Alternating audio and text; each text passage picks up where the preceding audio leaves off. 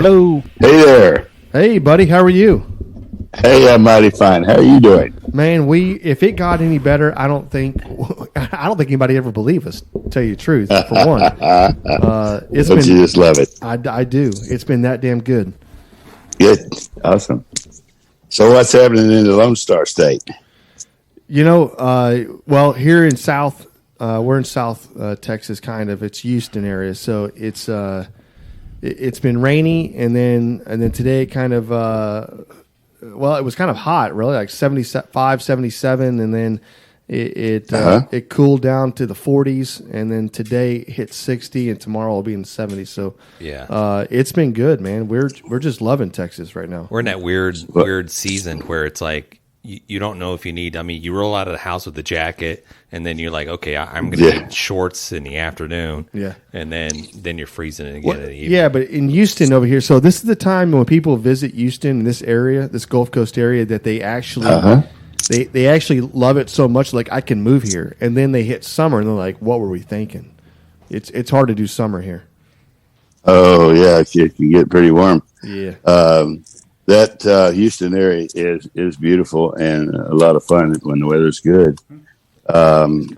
Several years ago, a buddy of mine was having a party down in Houston. He wanted some help with the firepower and wanted to know if I could bring some pits down for his party. And I said, sure. And I didn't think to ask him at the time. He was in a hurry and I was in a hurry. He said, I'll call you around the end of the year. Fill you all where it's going to be and all this stuff.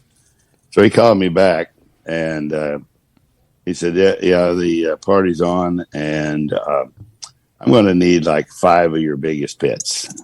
Holy shit. And I said, wow. what kind of a party are you having? He said, well, it's a tailgate party. I said, really?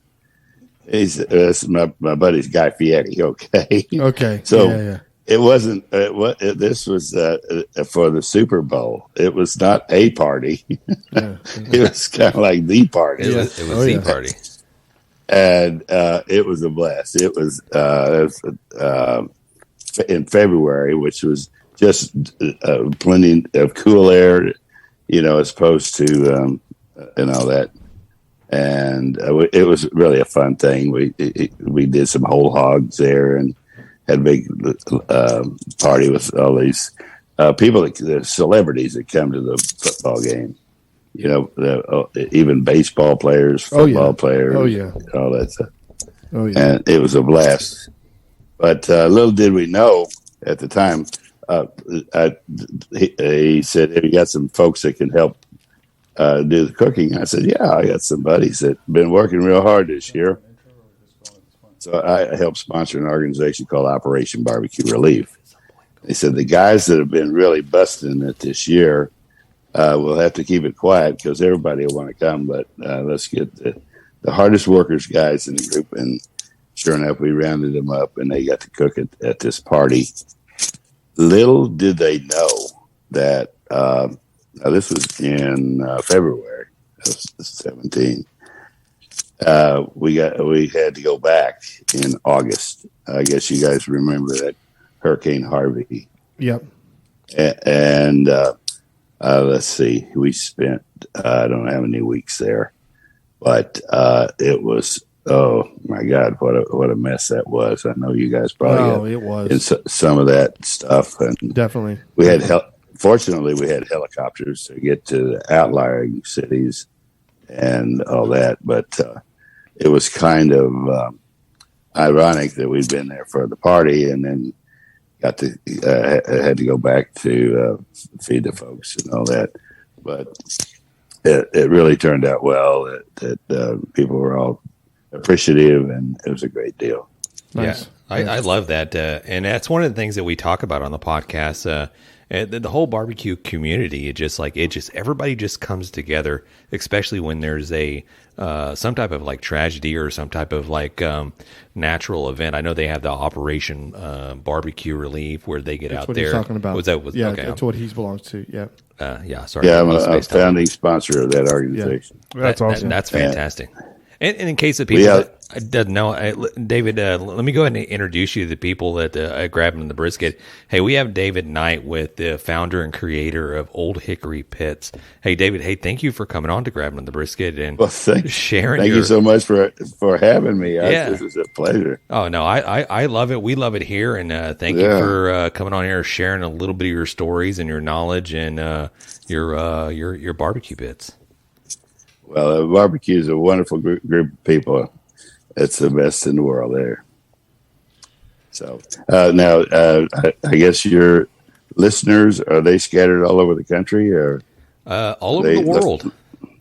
Oh, right. Yeah, we do a little tracking, and there's nooks and crannies all over the world, which is surprising to us. I mean, from Australia to, the Philippines to. Keep naming places everywhere. Yeah, I'm naming all the places that I know.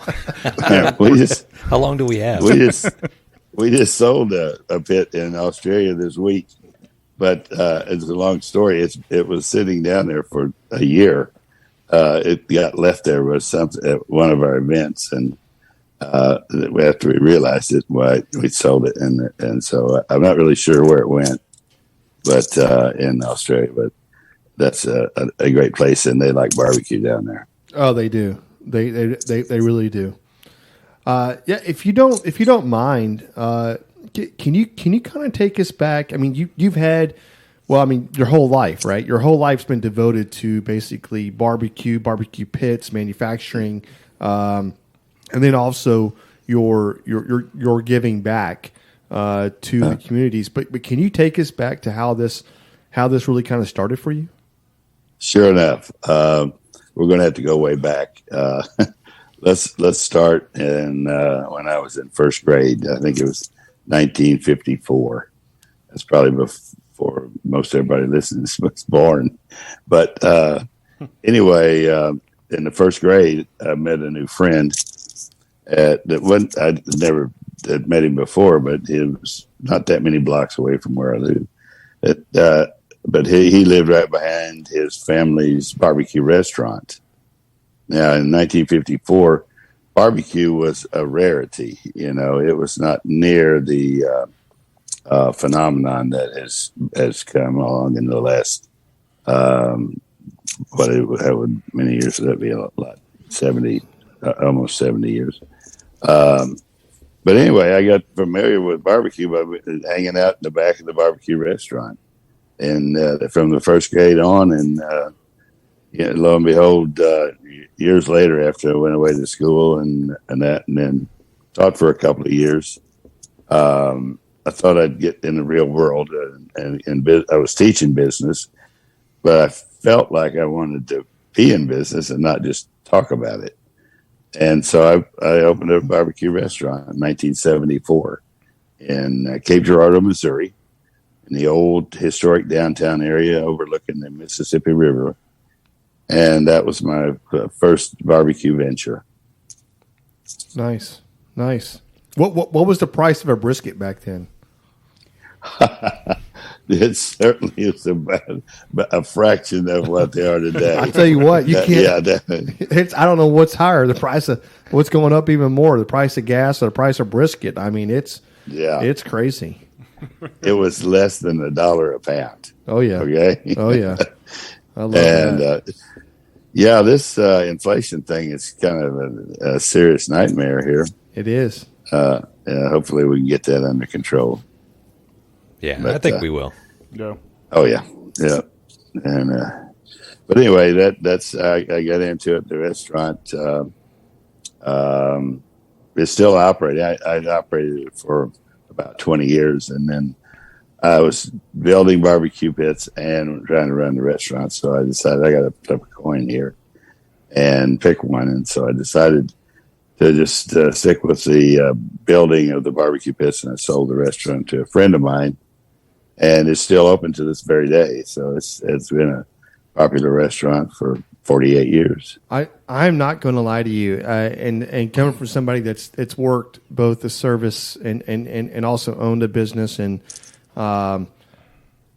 if you really look at that, it's really well, I mean, it's kind of the same, but you're really looking for, you're marketing for people to use your barbecue pits and be able to want to buy one of your barbecue pits versus opening a storefront and having somebody come buy a product from, which is still the same kind of sales, but one's food, one's pits. But man, I'm not going to lie to you, it's such a gamble, probably even more so back then. And for you to switch over and go, you know what, people are always going to eat, right? But not everybody's buying a barbecue pit. But not necessarily what you want them to eat. Exactly. And then you swapped over and said, look, I'm going to go full time with this. So obviously you saw the market for that, but man, that is, I tell you what, I guess that's how you got where you are, but damn, that takes some balls. I'm not going to lie to you. Well, it was quite a quantum leap, but I'm glad I did it. I'm really, it's been a great career, and we've helped a lot of people barbecue at their best. Nice. That's our company's slogan: barbecue at your best. Nice. And that we help people, because barbecue can be pretty difficult if you don't have a good way to control the heat and the smoke and all of those things. And particularly if you're in a commercial situation where you've got to feed a lot of folks and it's got to be right every time. That's right.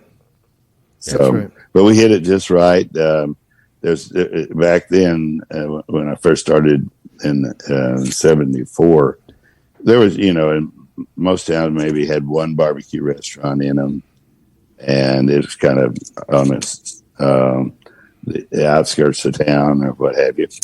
But now it's all over the place, and also all over the world. In fact, I've even got a dealer that sells barbecue pits for me in Israel. So it's a big world out there. So we know that, and I think we talked a little bit briefly prior to recording.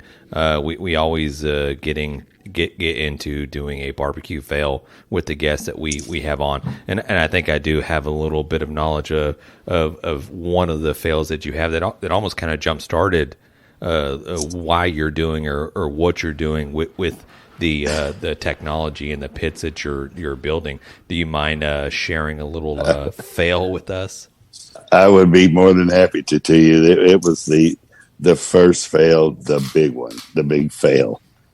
So when I opened the restaurant in 74, I bought a historic building. It was 3 stories high with beautiful bricks and all that. But it had been abandoned for about 12 years, and the windows were all broken out, and it was full of pigeon guano, and it was a wreck. Yeah. But once again, I thought, well, you're going to go for the gusto. So I bought the building and cleaned it out and sandblasted it, and put in plumbing and electric and all this stuff. And back then, there was no modern technology. You either built a brick pit or you used a barrel. And I thought, well, now this is going to be a beautiful building when I get done with it. It would be foolish to put a barrel inside. So it was a brick building, and I've luckily got some antique bricks that matched the ones to the building. And I built this brick pit that was actually 3 stories high. And had a great big 18-inch diameter flue that went all the way up, and it would hold it'd hold 600 pounds of meat, and the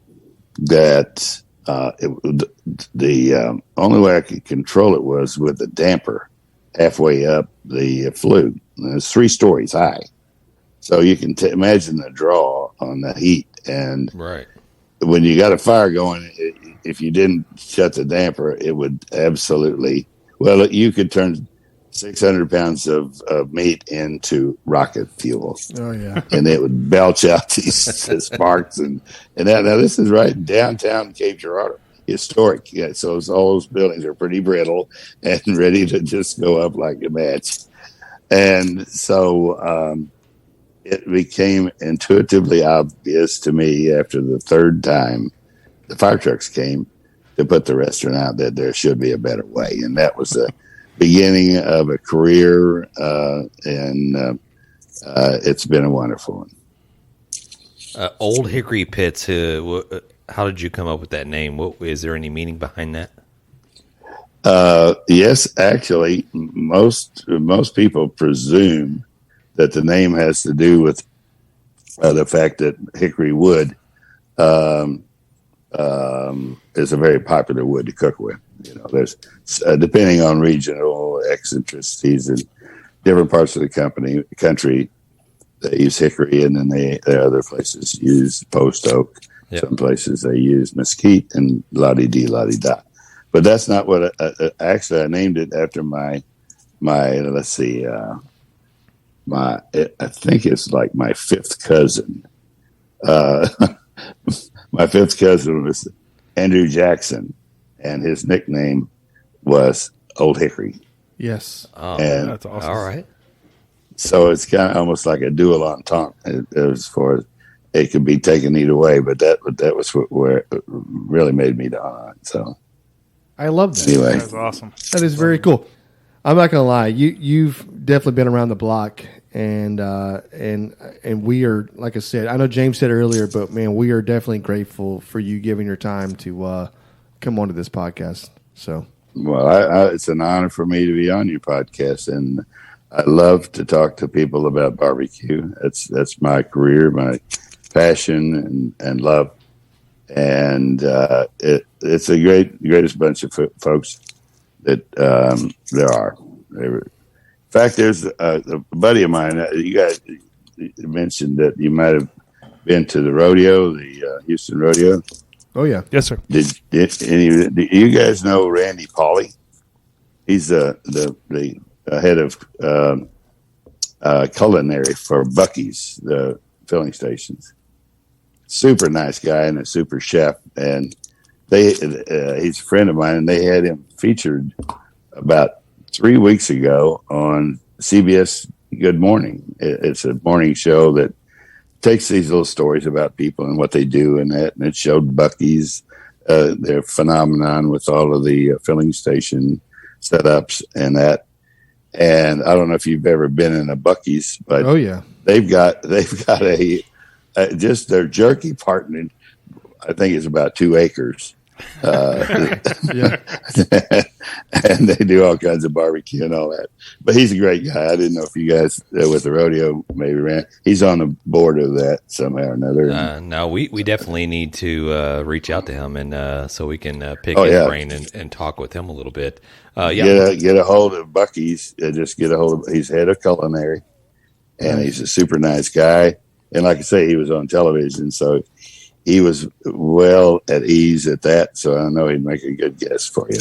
I tell you what, I don't know if you've been to a Buc-ee's or not, but it sounds like you have. And I Yes. remember the very first Buc-ee's being built, and I mean as far as the very big one, right?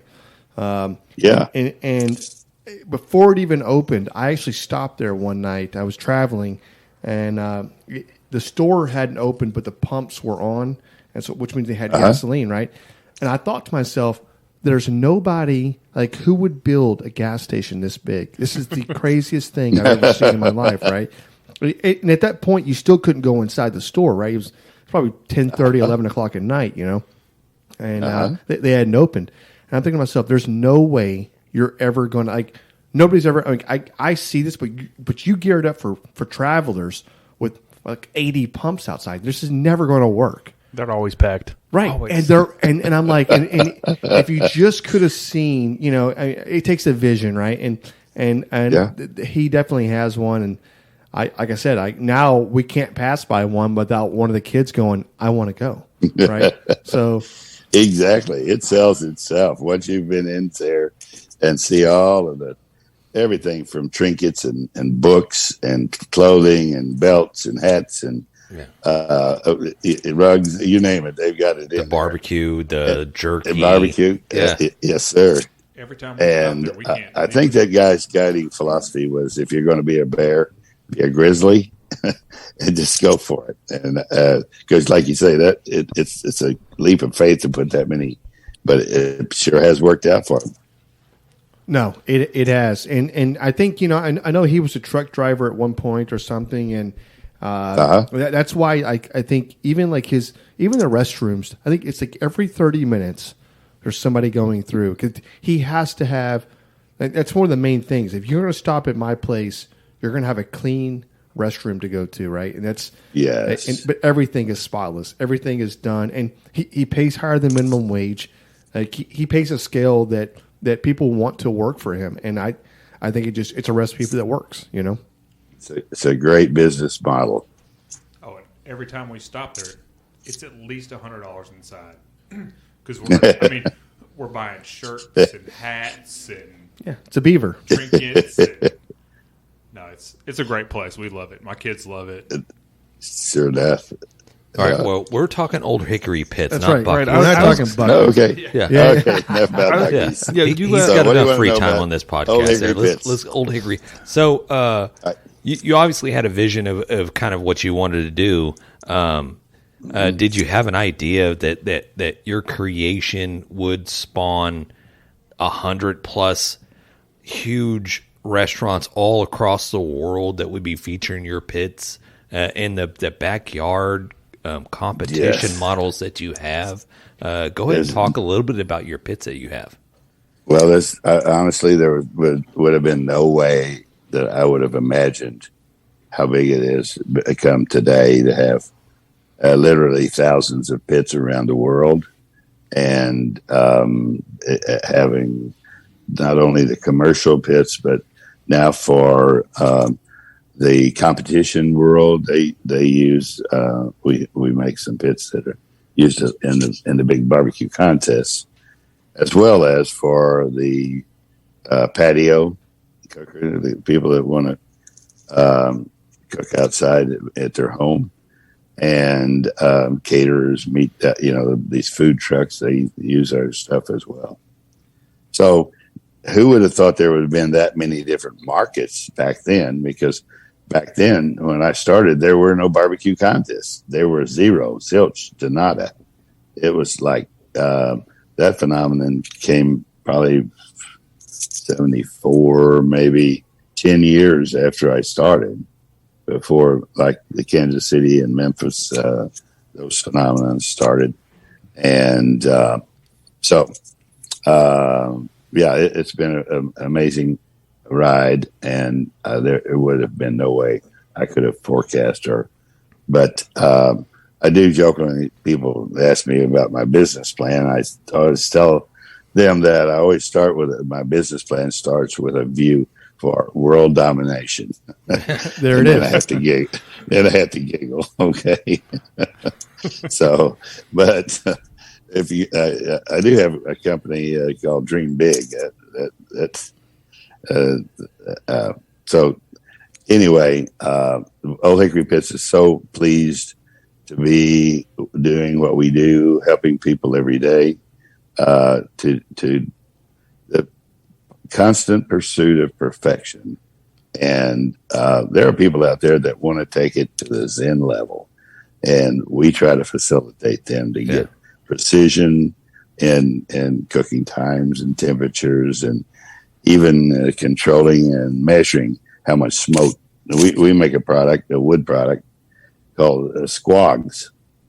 Squogs are, I can cut to the chase. Imagine, if you would, it's a square log, squog. That's where the word squog came from. But anyway, what it is, it's the heart of the trees, like a hickory tree. You cut the bark off, because a lot of people believe that the bark is in the bite. The bite is in the bark, and so it's strictly the inner pure wood, and then it's kiln dried and cut and measured and so forth, and that. So all of these are different techniques, so that people can look for that wonderful flavor profile that suits them. Because trust me, there is so much great barbecue that is so much different from each other. But in my mind's eye, it's fantastic to taste a new original flavor that takes a twist in seasonings, and you have all these variables. First of all, is choosing what you're going to barbecue, right? But then how you go about it, and then what you're going to do to season it, and then how long you're going to cook it, and if you're going to use the sauce or not sauce, and then what you're going to serve it with. So it's got a wonderful, wonderful opportunities to explore your creative inner self. Yeah, there's we watched, and I say I have watched a lot of videos, and it's just barbecuing, grilling, smoking all over the world, and everybody kind of does it a little bit different. And but you know, the different flavors and the different sauces or seasonings that they use. That you always have the going back to the live fire, the smoke that always kind of like brings us all back together. And we like to pretend like, you know, okay, here in America we created, or let me rephrase it, like here in Texas we created barbecue. But I mean, honestly, that's not the case. I mean, we try to say we make it a little bit better, but again, that's all subjective. But I love it. I love experiencing new flavors and new spices and stuff like that all throughout the world. With all due credit to Texas, they have advanced the brisket as far as a choice meat and so forth. The funny thing about the regional eccentricities of barbecue, if you really follow it and look at it, a lot of it has to do with what people had to eat. Right. And in Texas, with its the cattle, the brisket is a part of a cow, and that made more sense than in Tennessee, where they had a lot of pigs and all that, and that made sense there, and the same thing out east in the Carolinas, and so that's where you get all these regional eccentricities that you see a lot more now. People, restaurants, barbecue chains, having samples of or specimens of all the other regions. A lot of them will have multiple numbers of sauces that they put on the tables, and do with the beef and the pork and on from there. I've got a real quick question here. If Texas has brisket and Tennessee in that area has got the pork and the pigs, what does California have? They have avocados. They do their avocados. They did the for meat wise, they're doing tri-tip. They do tri-tip. Tri-tip. Yeah. That's right. Tri-tip. Tri-tip is a beef product that we don't even in the Midwest don't you see it in the grocery stores or anything. But out there, they got tri-tip and they do it different ways, but they cook it and then they slice it real thin, and it's tasty. It's got a really good flavor. Oh, it does. What they could lay their hands on. Yeah. No, definitely. I was, so in this room that we're in, John over here, he's from California, and every chance that I get if I get an opportunity just to say something not negative, but just to slight him just a little bit with California, I probably poke the bear. Yeah, Right. I mean, we don't even know where Mr. David Knight's from. I mean, he could. We don't. But I'm going to tell you right now, he ain't from California. I'll tell you that. So, fortunately, I'm right in the middle of the United States, so the Midwest. So I can go in any direction and make somebody mad or happy. But Cape Girardeau, Missouri, is right about in the center, east and west, and about in the middle, north and south, and right on the Mississippi River. The Show Me State. The Show Me State. Show Me State. That's right. Yeah, we've got family up in Waynesville and nice. right outside Leonard Wood there. So yeah, and we've got some good barbecue towns. We have Kansas City, and we also have St. Louis, and then both of those are. And we're less than a 6-pack away from Memphis, Tennessee, as well. Okay. And Nice. we're close there. Yeah, you were speaking earlier. I mean, just for the so Texas with the beef cattle industry, kind of leading us to being like a kind of like a powerhouse in the beef industry and brisket, and then of course Tennessee and the hogs or whatever. We had a podcast not too far back where we talked to a brewmaster, and they were talking about making beer. But one of the things that he talked about was, and a question was posed like, okay, why is beer so good like over in England? You know what I mean? Like, or certain types of beer that's brewed somewhere else. And it's like, it comes down to the source. It comes down to the water that they're pulling from. So you can get an exact recipe for a beer, and you can make it here in Texas and use our water. And you go over to England and you use the same recipe in their water, and the two beers taste totally different. And all of a sudden, it's like, that's so much better over there. Are you telling me right now that Tennessee's beer is better than our beer? He said England. Oh, England. Oh, I thought we were talking about just different water. I said Tennessee's pork is probably better than Texas. Tennessee's pork is better in Tennessee than it is in Texas. Correct. Okay, I like that. I like that. Easy. I don't know how I got off on that little tangent or whatever. So well, one good thing about barbecue people is that the majority of them are good natured, and they can have fun kind of tossing it around back and forth, and nobody gets mad, or they shouldn't anyway. It's all about having a good time, and in my view, people talk about baseball as being the United States pastime. I would make the argument that I think barbecue is, because I know more people that barbecue than play baseball. I totally agree. I may be prejudiced, It's the new sport. It's like the new big sport. It is. You betcha. So those that don't know, you do the carousel style barbecue pits. How did you come up with that? Like, well, that was the first pit I built had stationary racks, which was a real problem because you want to have circulation of heat and smoke and that, and so the only way the meat got moved was just stick it with a fork and flip it over or scoot it over or scoop it up and move it around. And so that you got to have motion in there to really get it in a big pit that holds 600 pounds of meat. Now you can get by with it in a small one and so forth. We have sliding shelves in our what we call our CTOs, our convection tri ovens. They are the smaller units that we build, and so this plays right into it. You were talking about the big mistakes. So there was a good friend of mine, Mike Mills, who's always referred to it. He passed away last year, but bless his heart.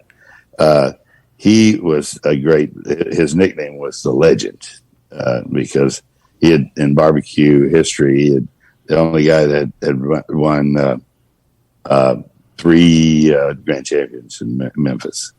But anyway, kept talking about building smaller pits, and so he talked me into it, and those had sliding shelves. But where that idea went south, I got overthinking it and thinking, well, all right, I'll have these sliding shelves because it was a small. Can you still hear me? Yeah, we sure can. Yep, absolutely. Oh, okay. I wouldn't. I was getting a little bit of feedback, and I wasn't sure. But anyway, back to how not every idea is a great idea. I wanted to make it as flexible as possible. I wanted to have a rotisserie in there where it's moving it, but we could take that out easily and then put these sliding racks in there if you wanted heavier and bigger pieces and all that stuff.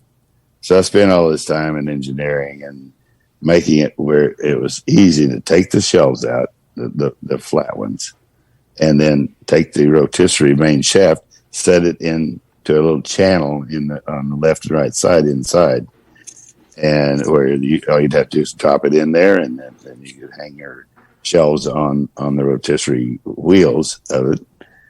And the only thing was, by being a small pit, you got to think what's happening is that in a small pit, you've got small shelves, so they're real narrow.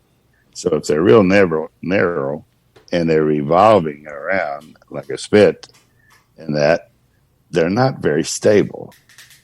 And so when we came out with this model, and this has been 30 years ago or longer than that, but anyway, it just happened to be the dawning of the brilliant idea of beer can chicken.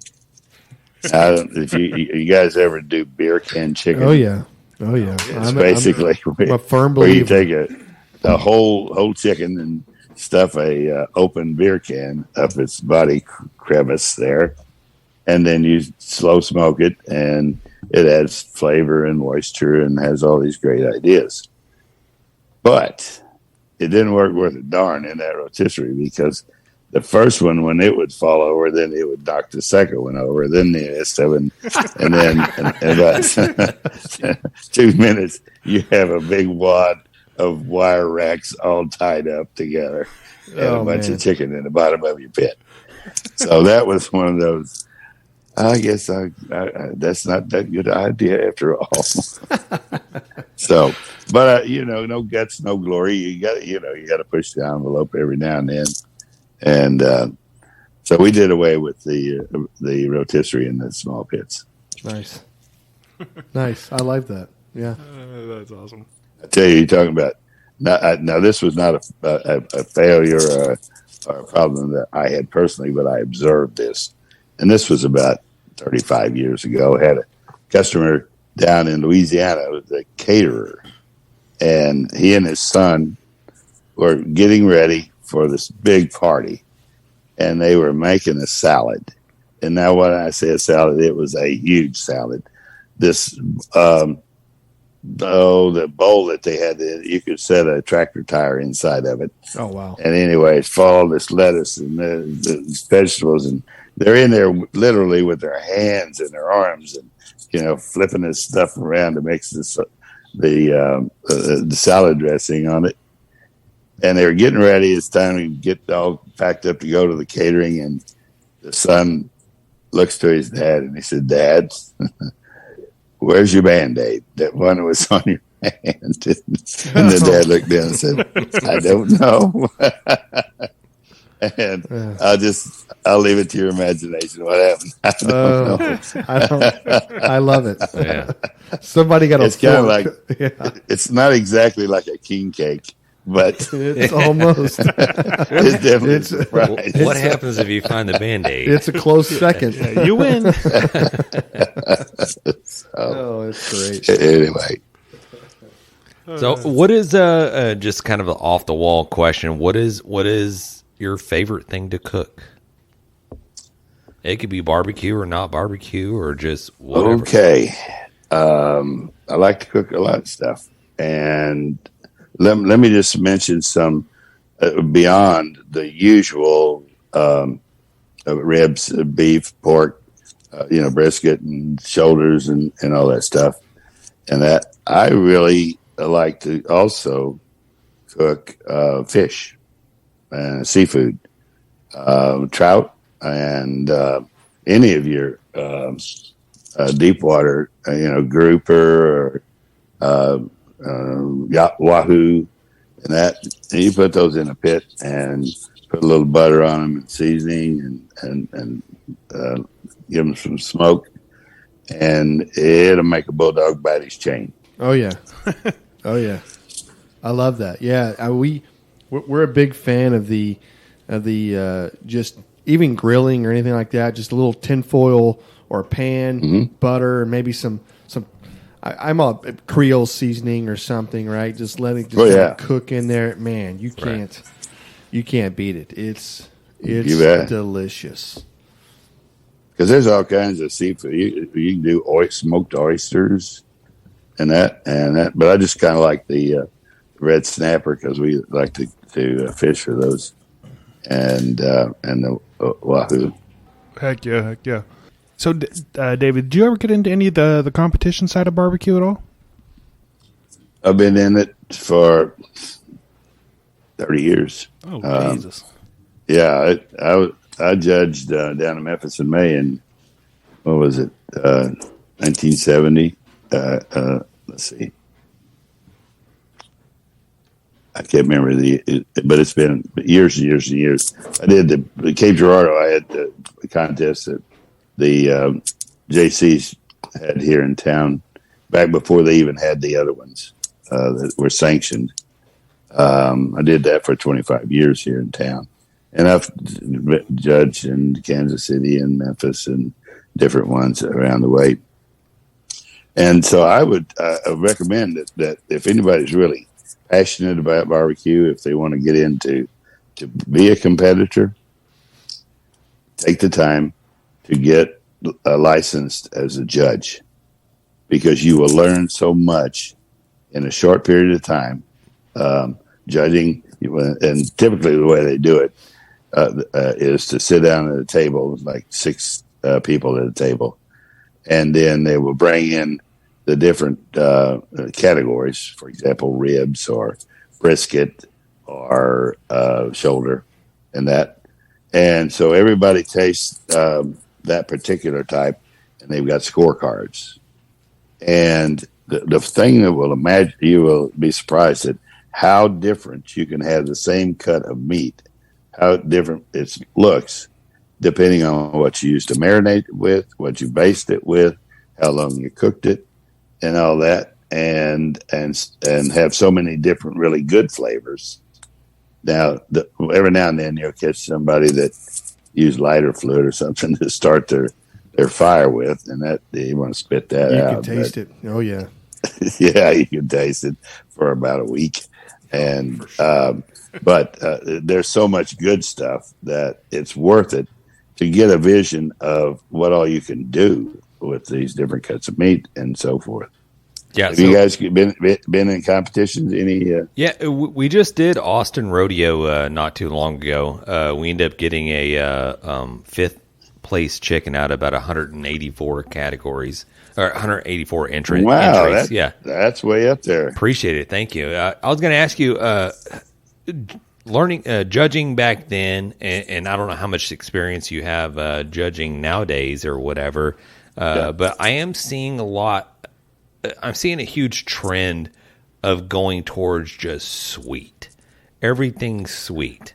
And it's from the ribs, it's the chicken, and then now we're even seeing people like put like a glaze on a brisket. Yeah, they're saucing the brisket. briskets They're saucing now. a brisket where it has a little bit of a sweetness to it. So we're seeing that trend. I don't know if we necessarily agree with that trend, but I guess it is what it is. You have to jump on it if that's what it is. But your thoughts on that? I mean, do you? I agree with your summation of what the trend has come into over the 30 years I've been around it, that it has been progressively sweeter and so forth. Back in the day, there was more vinegar and those kinds of things with the robust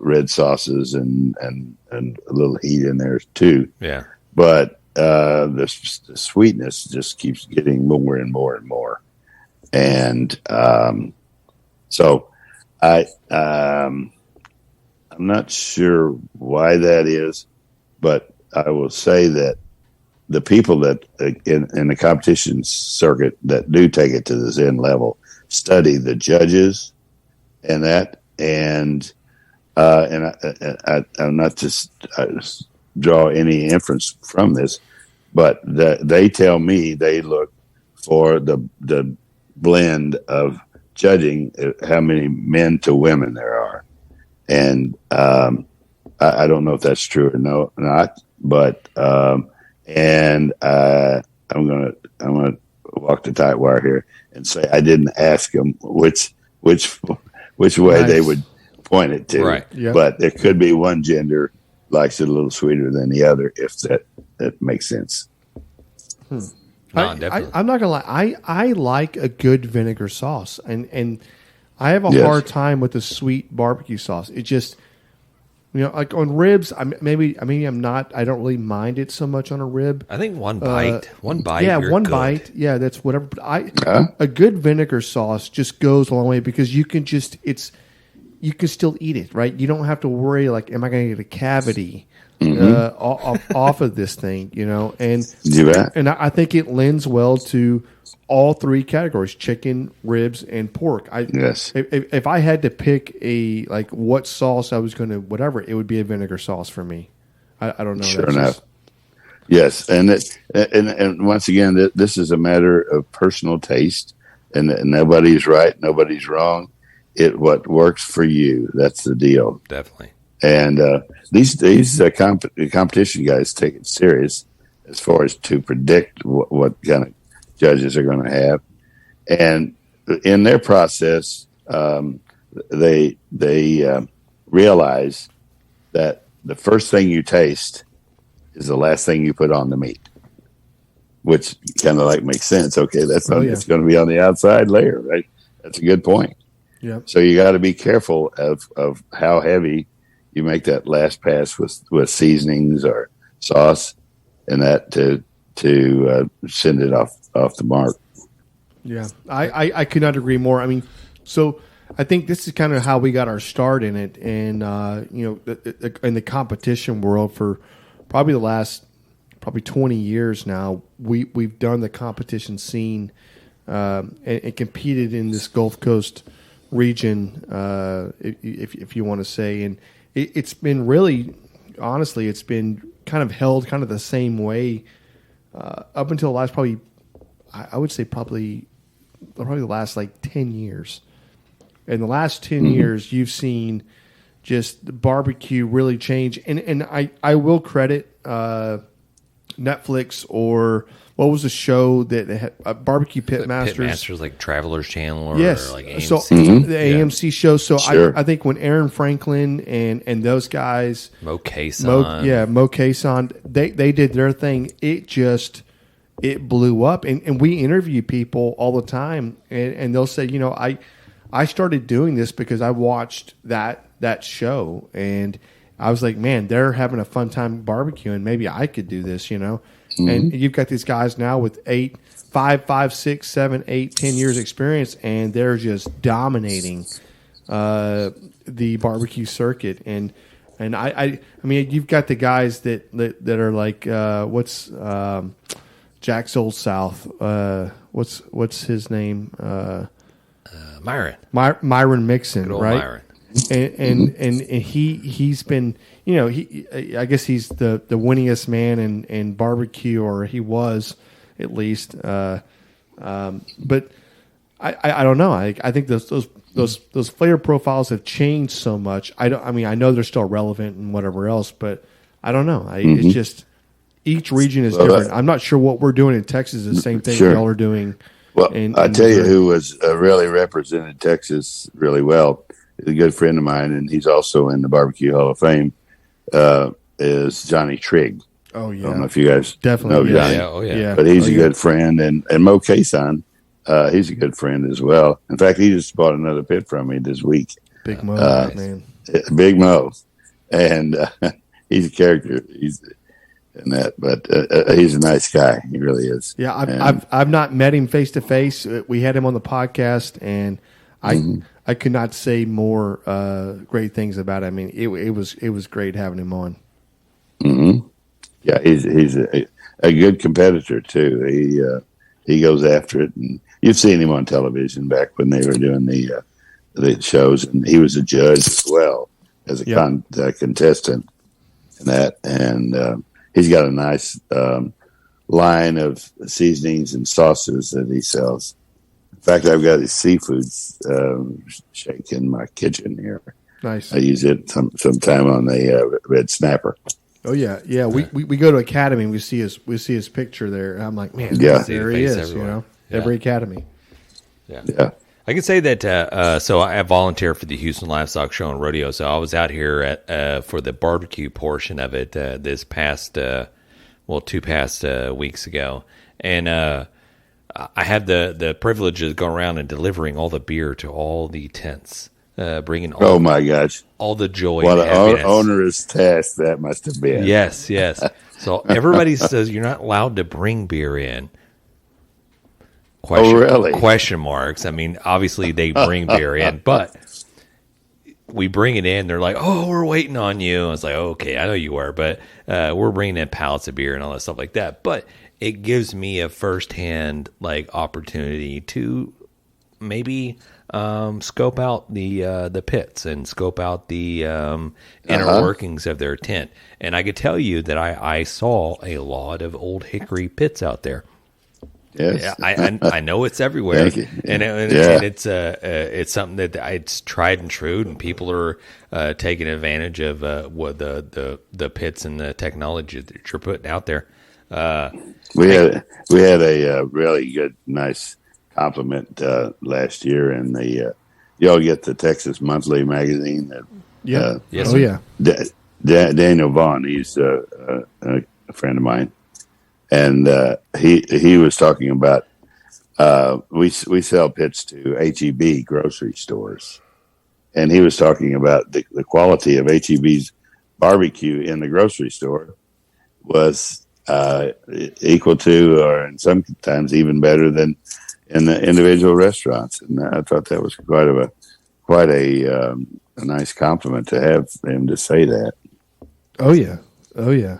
I mean, it takes, people, well, I mean, the pit for one, right? But then you got the pit master back there, and you got a restaurant's been running the same way for a long time. Maybe they're not changing with the times or anything else, but HEB, yes, they're changing with the times. They're always looking for the next in thing or whatever else.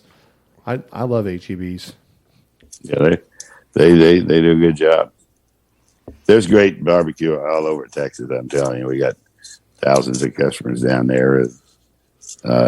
Dickey's, Spring Creek, Rib Crib, Whole Foods, Texas Rib Rangers, Soul Man's. Do you know how many pits y'all have actually built? I mean, is there a number? No. Actually, and people ask me that for a long time, and I politely tell them, I said, "Well, if I actually knew how many there were, that probably wouldn't be that many." Mm-hmm. So I got enough to where I can honestly say I don't know offhand. I kind of hate to stop in the middle of a run here and count the cabbage prematurely. Sure. Just we try to do what we do and keep growing the company, and we're delightful to have all of these wonderful customers throughout the country that believe in us and use us as their pit of choice. So I of course I know they're energy efficient and everything else, but what's the if you could kind of explain just how energy efficient these pits are. I mean, it doesn't take much wood going in to get these things up to temperature. But you want to speak on that a little bit? Yeah, sure enough, because we're all conscious about our planet and what kind of job we're doing of looking after our resources and trying to save as many trees as we can. That if we can cook barbecue more efficiently and at lower temperatures and more precisely and all that we're saving thousands of acres of wood that would normally be wasted. That's right. We have some people in areas that don't have access to hardwoods or woods of flavor, and that they pay so much for their wood that when they convert to our equipment, that the savings in the wood alone pays for the pit over a period of years. That's right.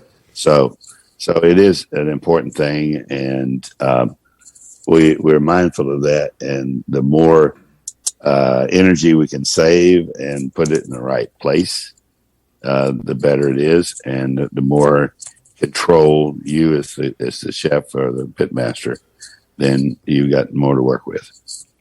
I love it. Yeah, these things are insulated, and they're really standing the test of time. Like, I mean, all these restaurants around the nation are using these barbecue pits, and they're doing it for a reason, right? They're doing it because you're able to less money on wood. You're able to get the temperature you want. They're consistent, and you're able to cook at a constant temperature. You're not having to raise the temperature all the way up to 350 and all the way back down to 200 and fluctuating back and forth. You're able to maintain that constant temperature in your pits, and that's why the barbecue's so good. Yes. See, meat is temperature sensitive.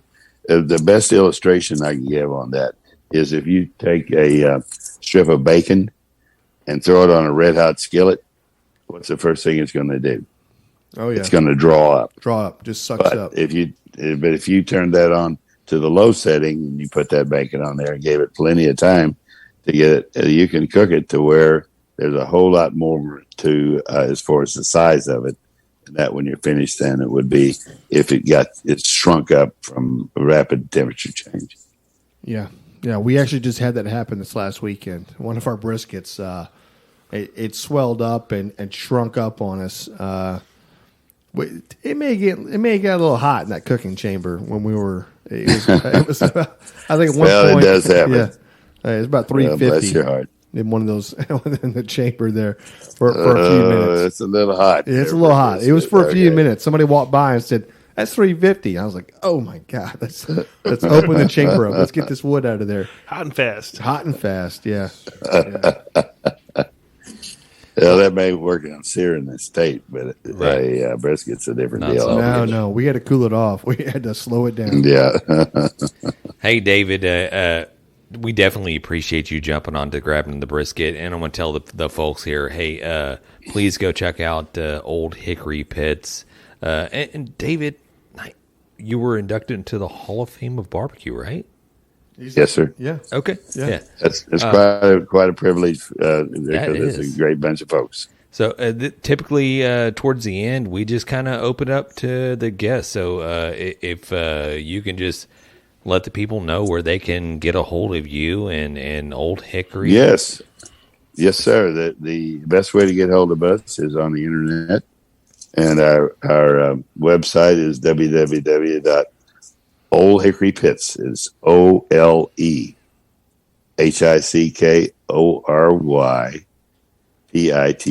OleHickoryPits.com. And when you get in the website, there's different sections to it. We have our barbecue pits equipment and sized into the big pits and the smaller pits. And then we have a lot of gear in there as handy gadgets to put it, using when you're cooking. And then we have our seasonings and sauces and all kinds of gingerbread stuff. So, OleHickoryPits.com, and we'd love for you to visit. I love it, man. Hey, thank you so much for joining us on this podcast. And I'm not going to lie, if we reach out again, maybe a year from now or whatever else, it's been a pleasure. I would love to have you back on. Well, thank you. That's so kind of you to say. Yeah, the knowledge you have, and I mean, you can't get it in one episode. We need multiple episodes. So, well, that'd be very special. Thank you so much for the compliment there. I appreciate that. All right, we definitely appreciate it, David. We wish you the best, and we hope you take care, bud. Well, thank you. You guys did a great job. I enjoyed chatting with you. Thanks, sir. Have a good night. All righty, you too. Thank you. Bye-bye. I love the silence where everybody's like, everybody's waiting to jump in. John's gonna cut this out where there's like I loved it. There's no silence or whatever. Yeah. But hey, awesome to have David Knight on with Ole Hickory Pits. I mean, are you kidding me? Obviously, he has so much wealth of knowledge in barbecuing and engineering and designing and building pits and all that stuff like that. So there's inducted into the Barbecue Hall of Fame in 2016. I mean, are you saying that he's an original?